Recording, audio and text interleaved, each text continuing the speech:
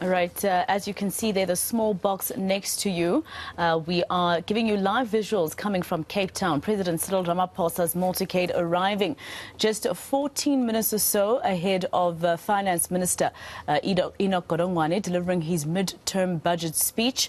The president arriving now at City Hall. As you remember, in January, there was a fire in Parliament, so that's why all important parliamentary processes are taking place at City Hall. We do have our reporter, or rather our business anchors, Rofia Matsena, as well as Devan Murugan at that particular sitting of Parliament. Enoch Godongwana, all eyes will be on him this afternoon. They start at 2 o'clock. He's expected to talk about the fact that Eskom is looking for government actually taking them out of their debt. And there, as you can see, the president arriving to listen to the finance minister, who will be speaking to the nation about how he's going to reconfigure what he told us back in February in terms of the budget, where he's going to take money to assist in other areas. The economy has been performing quite badly this year, not only because of what's happening in South Africa, but also what's happening in the international world. I'm told by the team that our business editor, Devan Murugan, is ready to just tell us what those the people who are there, whether it be business owners, private companies and government officials, as well as different political party leaders, what they're expecting him to do when he does his relocation. Issues such as Eskom wanting their debt to be taken over by government, Transnet looking for a bailout. Will the social relief of distress grant rather be extended? Devon, if you are there, just give us more details and paint us a picture of all the people that you've seen arriving there in Parliament, if they've told you anything about what they expect to hear from the finance minister this afternoon. Yeah, good afternoon, Masejo. Well, we've just seen the president arrive just a few seconds ago. He's gone into the City Hall behind me. And, of course, he'll be among those listening to the finance minister this afternoon, around just a couple of minutes from now. Of course, the big issue, the overriding issue is whether or not this country has a set of finances that is healthy looking forward. And we've went through some of the big issues that are hovering around the budget this afternoon, some of them being Eskom. Does government go ahead and take Eskom's debt, 200 billion rand of that 400 billion rand debt? We also have Transnet asking for money. So ESO is a bit of a cloud this afternoon, but I want to bring in Martin Ackerman. He's the chief economist at Citadel. We've spoken about Eskom. We've had a chat about Transnet. I want to talk about the other issue that possibly could be more relative to the people that are hovering around you as well, and that is the issue of grants. Come March 2023 next year, you see a lot of the activists are saying you've got to extend that, but Martin, that requires money and we've got to get income from that. That's another big, colossal challenge for the finance minister this afternoon, isn't it? Yes, you're 100% right. I think that's probably one of the most important things that we need to do. If you think about what happened in KZN last year, that's the tip of the iceberg. If we can't support the community, we know that the economy is battling to get to growth. There are some policies on the table. There's definitely reform in the pipeline, but we're only going to see the benefit of that 3, 4, 5 years from now. That will lift the tax base and help the government to sort out these issues. But, the economy in the next 3 years are not going to create enough jobs to help the unemployed. And therefore, we will need to continue with some sort of social grant. You're 100% right. Where will we get the money from? We can't really tax the working class even further. And that is part of the balancing act today, to say, well, how do you balance, call it the business supporting policies, to get something like Eskom to get on track to sort out some of their problems, but also to look after the really poor people so that we can keep the social compact together.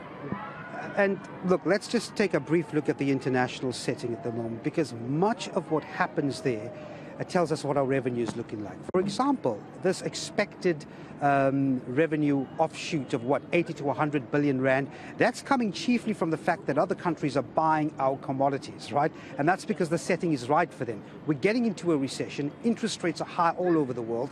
What happens internationally has a detrimental effect on how we collect revenue. So, well, we might see a good number this time around, but come February, there may just be a little less money coming into the coffers if we don't get jobs on the line. No, I agree. I think, a majority is local issues. and also global issues. The global issues we know is slowing. We've got very high interest rates, very high inflation, the commodity cycle is turning. So this headwind that we had, or the tailwind we had so far, is on the back of very strong commodity prices, very strong coal prices specifically, given the Ukraine-Russia issue. And we can't bank on that to continue forever. Yeah. We had a bit of a tailwind in terms of strong economic growth, helping us in terms of collecting more tax. And let not forget about the revenue service that's getting the house in order. But I want to just stop you in there. What we're seeing is the Deputy President Devan Murugan behind this black van, also entering City Hall. I mean, he's going to be one of those also listening, Martin Ackerman. And then there are those peripheral issues. I mean, something that the consumer can relate to here, right? We've had really, really steep petrol hikes. The cost of fuel is going up as a consequence. Food is going up. So I would imagine over and above that sometimes very convoluted metrics, ordinary South Africans will be waiting to see whether or not the finance minister has anything to say about relief on the fuel front. You think that's likely this afternoon? I don't think on the fuel, we need to keep in mind that 3-4 months of this year already we had a huge fuel subsidy. Remember when the war started, they helped us quite a bit. If you take this number that you quoted, 80 to 100 billion in terms of additional revenue, if we haven't had the fuel, we're probably sitting at 130, 140. So government already there supported the consumer quite a lot. Yes, despite that, we all still feel the pinch in terms of higher food, higher energy, higher fuel prices.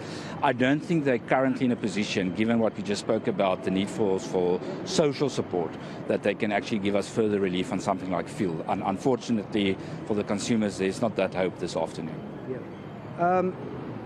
This is a check on the finances so far, halfway down the financial year, right? So we were having a discussion earlier that it's not the finance minister that sets policy in this country. Investors would look at this budget, but they very well know that policy and how you treat business goes beyond the finance minister. Am I right? So, and the area I'm getting to at is that, is there a glimmer of hope in this budget that could happen for investors, to get that investor sentiment up? You don't get factories, you don't get jobs. Do you think there'll be something the investors will be looking to in this particular budget? Yeah, I think, like you say, the budget is an update in terms of the well-being of the country financially. We're definitely at a better point where we've been compared to, let's say, a year, 2-3 years ago. It is a commodity story, but nevertheless, at least the glass is half full, not half empty. We could have been in a much worse position. So, if you just think about the ratings review or potential ratings downgrade, if that continues because we can't address the fiscal situation, that lifts the cost of doing business for everybody. So if local and foreign business can see that government is, call it, more in control of the finances, that removes that risk that the cost of doing business here, at least from a financing point of view, will continue going up. And that can be a way to attract people, more business, more to reinvest back into the economy. And I suppose directly related to that, we spoke about this earlier, is what he does with the wage increase. If he lets go on that one, the signal sent to investors is something unfavorable, I would imagine so. Not so great for the workers, but investment takes a bit of a hit. Yeah, I think they've made it quite clear in February, and I think we'll stick to that this time around, that, it's almost a non-negotiable. That is the biggest item that we need to get under control. We can't keep on growing that. I've said earlier on that it is an expense that's inflation-linked. So if we can't hit it on the head right now, it causes problems down the road for the next 5-10 years as well. I was going to ask you something about taxes, but let's just wait up and see if the finance minister does give a hint that maybe taxes might take a bit of a hit. But that's where we leave it for now. Probably momentarily, minutes from now, you'll start hearing what the finance minister has to say on the medium-term budget and what the state of this country's finances are.